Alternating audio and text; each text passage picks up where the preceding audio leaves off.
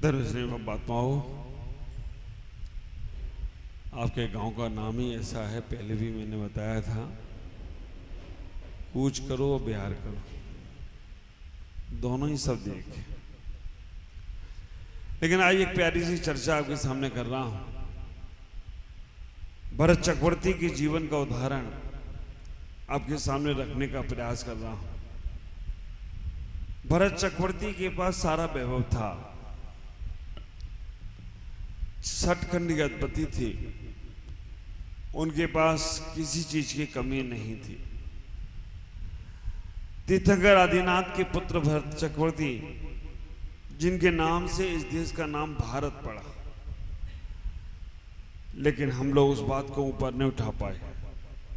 आप विचार करके रखना, भरत क्षेत्र का ये भारत हमारे तीर्थंकर आदिनाथ के पुत्र भरत चक्रवर्ती के नाम से पड़ा। और अगर हम हिंदू संप्रदाय में देखते हैं तो दो भरत की और बात आती है। एक भगवान राम के भाई भरत और एक शकुंतला के भरत। ख्याल करो, सबसे पहले चक्रवर्ती भरत, जिनके पास सारा वैभव था, फिर भी वो धर्म की आस्थाएं रखते थे, गुरुओं की आस्थाएं रखते थे, अपने आत्म कल्याण का चिंतन और मनन करते थे। अगर मैं आपसे पूछूं, दो चीजें आपके पास हो सामने, एक तरफ धर्म और एक तरफ धन, आप क्या लोगे पहले? हाँ, बेईमानी का उत्तर है। आप विचार करके रखना, ईमानदारी में आदमी पहले धन की ओर भागता है। रास्ते से आप जा रहे हो, रास्ते से जा रहे हो, एक 500 नोट की गड्डी, पूरी 500 के नोट की गड्डी पड़ी है और एक तरफ जिनवानी पड़ी है, रखी है। हाँ, किधर जाएगी बल दृष्टि? आप विचार करना, एक तरफ धन रखा है, लक्ष्मी है, और एक तरफ सरस्वती है। आपकी बुद्धि सबसे पहले लक्ष्मी को पाने के लिए जाएगी, क्योंकि हमारी ये सांसारिक स्थिति ये बन चुकी है। हमारे पास ये मन में बुद्धि में बैठ चुका है कि आज पैसा है तो सब कुछ है। बाप बड़ा ना भैया, सबसे बड़ा रुपया। जब तक हमारे दिलो दिमाग में, हमारे मन में ये बैठा है कि पैसा है, धन है, दौलत है, इज्जत है, शोहरत है, तो मेरे पास सब कुछ है, तब तक तुम संसार के ही व्यक्ति हो, संसार के ही रहोगे। और जिस वक्त तुम्हारे मन में ये भाव आ जाए कि धन है, दौलत है, इज्जत है, शोहरत है, ये सब हमें छोड़ना है, हमें कल्याण करना है, उसी दिन तुम मोक्ष के राही बन जाओ तो कोई आश्चर्य की बात नहीं होगी। ख्याल करके रखना, सोच बदलना है। धन, दौलत, इज्जत, शोहरत, वैभव सब कुछ है, तुम्हारे पास भी है और उन भरत चक्रवर्ती के पास भी है। बस केवल सोच का अंतर है, इतना ही विचार करके रखना। आपने सोच रखा है कि धन, दौलत, इज्जत, शोहरत, वैभव, बिल्डिंग, मकान, दुकान सब हमारा है, पर ये नहीं सोचा है कि सब छोड़ना है। और ये सोच अगर आ जाए तो भरत चक्रवर्ती में और तुम में कोई अंतर नहीं आएगा। तुम्हारे सोच में इतना ही है कि इतना है, इतना ही और मिल जाएगा। तुम्हारी सोच में है कि इतना है, इतना ही और मिल जाए, तो भी हमारे को कभी पेट भरेगा नहीं। पढ़ते तो रोज हो मंदिर में, दाम बिना निर्धन दुखी, तृष्णावश धनवान, कहूं न सुख संसार में, सब जग देखो, लेकिन लगे उसी में रहते हो। दाम बिना निर्धन दुखी नहीं, दाम बिना सभी सुखी। आप विचार करके रखना, इतना ही सोचना। भरत चक्रवर्ती का जीवन को देखने का प्रयास करो। धन होना बुरा नहीं है, वैभव होना बुरा नहीं है, इज्जत शोहरत होना बुरा नहीं है, लेकिन उसके प्रति जो आसक्ति का भाव बैठा है, उसके प्रति अपनत्व का भाव बैठा है, उसके प्रति ममत्व का भाव बैठा है, उसके प्रति राग का भाव बैठा है, ये सबसे ज्यादा खतरनाक है। और जब तक ये राग का भाव खत्म नहीं होगा, तब तक तुम संसार के थे और संसार के हो और संसार में ही रहोगे। सोच बदलो, मन बदलो, विचार बदलो। इस सारा का सारा वैभव तो छोड़ो, ये शरीर भी मुझे यहीं छोड़कर जाना है। शरीर भी तुम्हारे साथ नहीं जाएगा, शरीर का एक बाल भी तुम्हारे साथ जाने वाला नहीं है। तुम्हारे साथ जो जाने वाली है उसकी तुम्हें चिंता नहीं है। क्या जाएगा तुम्हारे साथ? तुम्हारी आत्मा। ख्याल करके रखना, वो तुम्हारा ऐसा मित्र है कि दुख में भी तुम्हारा साथ नहीं छोड़ता है, सुख में भी साथ नहीं छोड़ता है, कष्ट में भी साथ नहीं छोड़ता है, और तुम्हारे कल्याण में भी तुम्हारा साथ नहीं छोड़ता है। तुम कहो मुझे निगोद जाना है तो आत्मा कहेगी मैं भी चलूंगी। तुम कहो मुझे निर्वाण जाना है तो आत्मा कहेगी मैं भी चलूंगी। और तुम अभी कहो कि मुझे जेल जाना है, तुम्हारा परिवार का एक व्यक्ति तुम्हारे साथ जेल जाने को तैयार नहीं है। हाँ, अगर आज तुम विचार करके रखना, तुम बीमार पड़ जाओ हॉस्पिटल में, तुम्हें 24 घंटे रखा जाए, जिनको लगाव ज्यादा होगा वो रह जाएंगे 1 महीने तक हॉस्पिटल में। वो कहेंगे रोज हॉस्पिटल हम कहाँ आए हैं, हम ही अकेले ही इनके क्या है, दूसरे भी तो नंबर लगाओ, नंबर लगने लग जाएंगे। आप ख्याल करो, थोड़ी सी भी व्यवस्था बिगड़ जाए तो हमारा जीवन बिगड़ जाता है।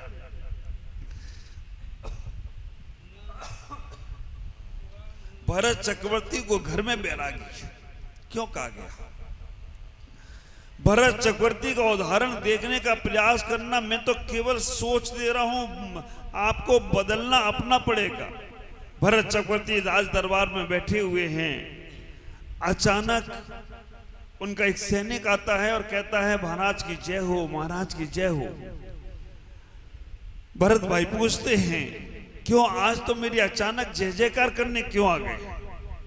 उन्होंने कहा महाराज आज आपके रानीवास में 96,000 रानियां हैं, लेकिन आज उस रानीवास में एक पुत्र ने जन्म लिया है।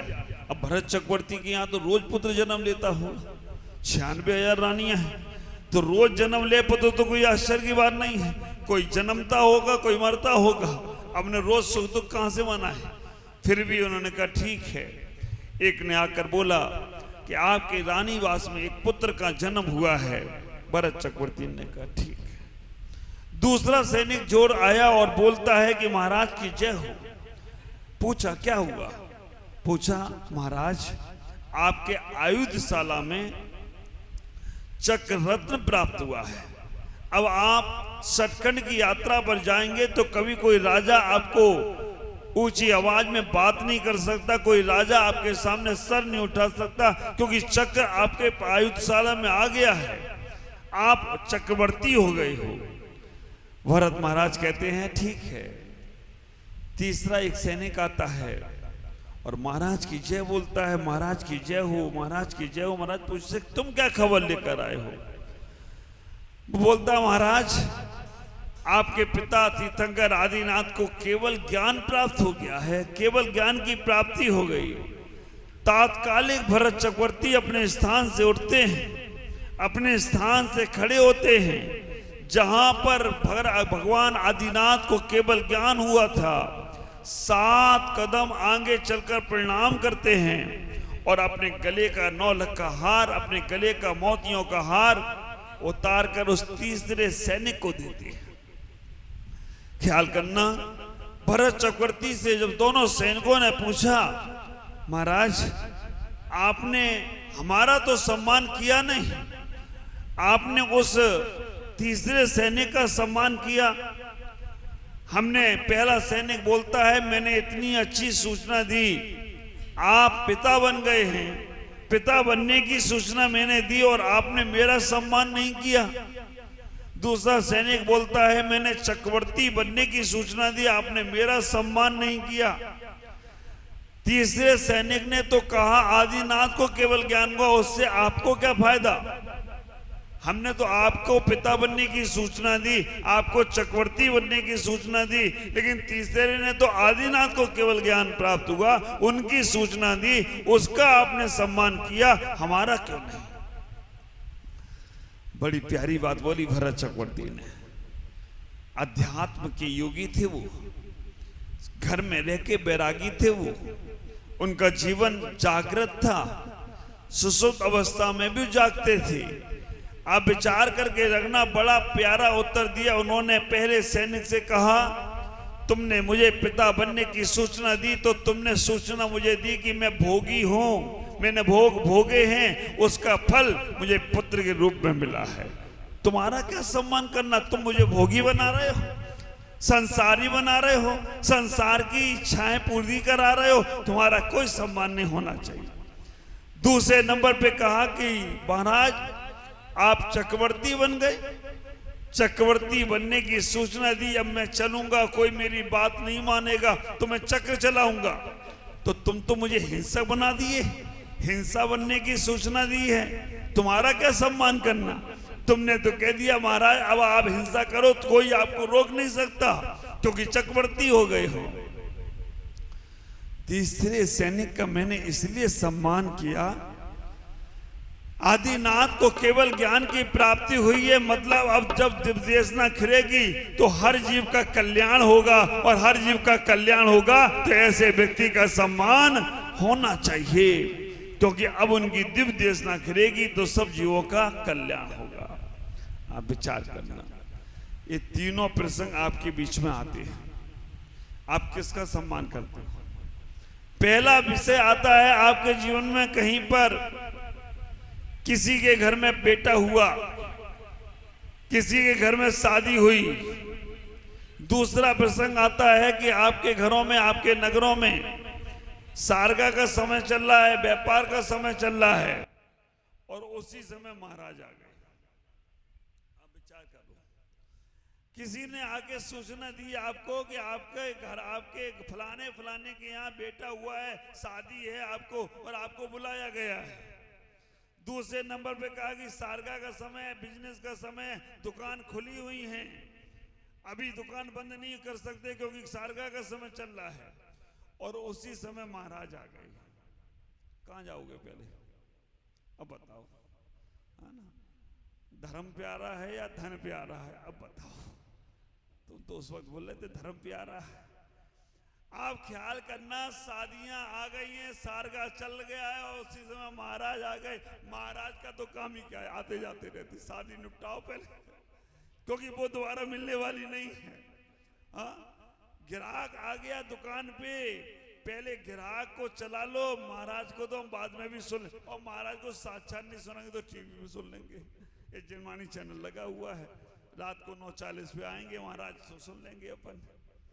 अब टटोलो अपने मन को, विचार करना। अभी बोल रहे ना, शीश दिए तो गुरु मिले तो भी सस्ता जान। तुम शीश मत दो, तुम तो बिहार कराओ सिंह हमारा यहाँ से सिलीगुड़ी तक, तो भी हम सस्ता जान लगे। आप विचार करके, हमें शीश नहीं चाहिए तुम्हारा, तुम तो केवल बिहार में साथ दे दो, आहार में साथ दे दो, तो भी हम सस्ता जान लेंगे। शीश दे दोगे तो हम कहाँ संभालेंगे? तुम समर्पण दे दो हमको, बस इतना ही ख्याल करके रखो। तुम्हारे जैन धर्म में या तुम्हारे गुरुओं में अगर तुम्हारे धर्म को तुम्हें बढ़ाना है, तो जब गुरु आए तो हमारे घर, हमारे दुकान सब बंद होना चाहिए, क्योंकि हमारे नगर में गुरु आ रहे हैं, और गुरु हमारे भगवान का रूप है, और जब तक वो रहेंगे तब तक हमें अपने बिजनेस, व्यापार उनके समय के अनुसार करना है। ख्याल करो, आज तीर्थंकरों का समोसण नहीं आने वाला है, आज तीर्थंकर तुम्हारे बीच में आने वाले नहीं हैं। और जिस नमोकार मंत्र को तुम रोज पढ़ते हो, नमो अरिहंताड़म, आने वाले नहीं। नमो सिद्धाड़म, वहां तो पहुंच ही नहीं पाओगे, सिद्धालय में जाना पड़ेगा। तीसरे नंबर पे क्या बोलते हो? और आइडियाड़म आ जाए तो क्या करते हो? हाँ महाराज आप आए, मैं आपके पास आया और आप जाओगे तो मैं पहुंचा भी दूंगा। आयली आलम मतलब जिनको तुम बोल रहे हो वो तुम्हारे पास आ जाए, सोचना वो परमेष्ठी आए हैं और उनका दर्शन होना। तो आज करो, विचार करो एक बार उन विद्वानों को, पंडितों को, पंडित दौलत राम जी, पंडित ध्यानत राम जी, याद करो उन पंडित भूदास जी को जिनको साधुओं के दर्शन नहीं मिलते थे। ख्याल करके रखना, जिनको साधुओं के दर्शन नहीं मिलते थे और वो अपने आप को नग्न करके दर्पण में देखते थे, कैसे होंगे दिगंबर साधु। दिगंबर साधु बनना खेल नहीं है बच्चों का। हाँ, नग्न हर कोई हो सकता है। दिगंबर साधु बनना खेल नहीं है बच्चों का, तेल निकल जाता है अच्छे अच्छों का। ख्याल करके रखना, तुम्हारा बच्चा भी नग्न हो जाए ना, घर में चप्पल लगाते हो नंगा घूम रहा है, चल कपड़े पहन, और तुम अगर बाथरूम में कहीं हो और टॉवेल खुल जाए और मालूम पड़ जाए कि छेद में से कोई देख रहा है, तुरंत टॉवेल पे हाथ जाता है, कैसे? लेकिन तुम्हारे दिगंबर संत विचरण करते हैं इस प्रकार से। मैं आपसे इतना ही कहूंगा, आज बहुत सारे लोग यहाँ बैठे हैं, दिगंबर संप्रदाय से नहीं, श्वेतांबर समाज से, महेश्वरी समाज से, अग्रवाल समाज से, सारे के सारे लोग बैठे हैं। केवल एक बार दिगंबर संत का दर्शन करना है, उनका अर्चन और पूजन करना है। आप ख्याल करो, अभी डॉक्टर साहब के यहाँ रुके थे, उपशमन, डॉक्टर साहब ने नाम भी उसका रखा कि बीमारियों का उपशमन करना। कितना पूरा स्टाफ, पूरा सबको ले गए गुरु के दर्शन कर। एक बार अर्चन पूजन कर लो। आप भी वही पुण्यशाली लोग हैं, सौभाग्यशाली लोग हैं। कुछ बिहार वालों, नाम तो ऐसा है कि कूच करो बिहार करो, लेकिन अभी मैं कूच करने वाला नहीं हूँ, अभी बिहार भी करने वाला नहीं हूँ, आज तुम्हारे यहाँ ही रुकने वाला हूँ। जितना लाभ ले सको उतना लाभ लेना। कल की तो बोल नहीं सकता हूँ, आज के बाद शाम को मालूम पड़ेगा कल क्या होना। लेकिन पूर्वोत्तर में साधुओं का आना, इधर अपर में साधुओं का आना बहुत मुश्किल होता है। अभी स्थितियां बड़ी नाजुक है, लेकिन फिर भी तुम्हारे यहाँ तुम्हारे पुण्य से संत पहुंचते हैं। जितना लाभ लोगे उतना जीवन आगे बढ़ेगा। भरत चक्रवर्ती का जीवन हमेशा हमारे देवों का, भगवंतों का, गुरुओं का सम्मान में रहा है। हमारे जीवन में भी ऐसा पुण्य है। आप देखो, आपके यहाँ के बीजेपी के क्या नाम है, क्या पंकज जी, परसों नरसों से ही लगे कि महाराज आप पधारो, जहां तक होगी वहां तक मैं अपनी व्यवस्था बनाऊंगा। श्वेतांबर समाज के आगे आगे तक घर हैं, कहना भी नहीं चाहिए मुझे, लेकिन कहना पड़ता है। मैंने माता भंगा के दर्शन पहले भी नहीं कर पाया था, जब लौट के यहां से जा रहा था, जब यहां से सीधे जा रहा था। पूर्वोत्तर में आना होता नहीं है, लेकिन अभी भी माता भंगा के दर्शन करने के लिए बार बार यहाँ से सुनील भाई, समाज के लोग, सब लोग खबर कर रहे हैं। हमारी अजय रूपा रारा, जो रूपा रारा हमारी माता भंगा की हैं, वहां से वो खबर कर रही हैं, उनके फोन उठाने बंद करती। कैसे लोग, महाराज को दर्शन करना है और दर्शन करके आगे जाना है। पंकज भाई ने बोला, महाराज मैं अपनी पूरी समाज को लगा दूंगा, पूरा रास्ता तय कर दूंगा, मैं आपको पूरा माता भंगा के दर्शन करा के सिलीगुड़ी तक पहुंचा दूंगा। श्वेतांबर समाज के लोग बोलते हैं। आप विचार करो, हमारा दिगंबर समाज हो या श्वेतांबर या महेश्वरी या अग्रवाल, अगर आपके दिलों में अगर गुरुओं के प्रति भक्ति आ गई, जब आपका संत नगन होकर जब चलता है बिहार में, तब हमें अपना प्रतिष्ठान, अपने काम धाम बंद करके उनके साथ बिहार में चले। पैदल ना चल पाए, गाड़ी में चले। आप विचार करके रखना, इतना बड़ा पुण्य सेवा का कार्य हमें मिलता है कि हमारा जीवन भी धन्य धन्य होने लग जाता है। क्योंकि जन के हम भक्ति करते हैं, मंदिरों में पूजाएं करते हैं, उपासनाएं करते हैं, जब वो हमारे बिहार करते हैं तो हमें साथ में उनके रहकर जीवन में आगे बढ़ना चाहिए। यहाँ के बच्चों की टीम, अभी से पूरी टीम जो बैठी है, जब से मैं वहाँ से निकला हूँ, दिन अट्टा के पहले से टीम आ रही है। आज भी सुबह सुबह पहुँच गए थे हमारे सभी लोग। ऐसा ही मैं चाहूँगा आपके अंदर धर्म की भावनाएं और बने, आगे बढ़ें। आज इतना ही कहूँगा, आप सब लोग अपने जीवन को कल्याण में जोड़ना है तो धन को ज़्यादा महत्व मत दो, क्योंकि धन आखिरी में लिखा देगा निधन। बस धन, निधन के बाद काम में आने वाला नहीं। तो धन को नहीं, धर्म को समझने का प्रयास करो। धर्म तुमसे कुछ छुड़ाएगा नहीं, पर धर्म ये कहने का प्रयास करेगा ये तुम्हारा नहीं है, तुम्हारी आत्मा तुम्हारी है, उसकी तरफ ख्याल करो। हमारे पूज्यपाद स्वामी इष्टोपदेश ग्रंथ में कहते हैं, यत् जीवस्य उपकारस्य तत् देहे अपकारस्य, यत् देह उपकारस्य तत् जीव अपकारस्य। जो देह का उपकार करता है वो जीव आत्मा का उपकार करता है, और जो आत्मा का उपकार करता है वो देह के लिए चिंता नहीं करता है। इसलिए देह से विधेय, धन से हम विमुक्त होकर धर्म की ओर चाह रखें। इतना ही भावना रखें, जब मौका मिले अच्छे कार्य करने का उसे कल पे मत टालना। अच्छे कार्य आज और अभी करने का प्रयास करना, और गलत काम करने का या किसी को गलत बोलने का मौका आए सोचना कल करेंगे परसों करेंगे, तब जीवन सार्थक होगा। ओम नमः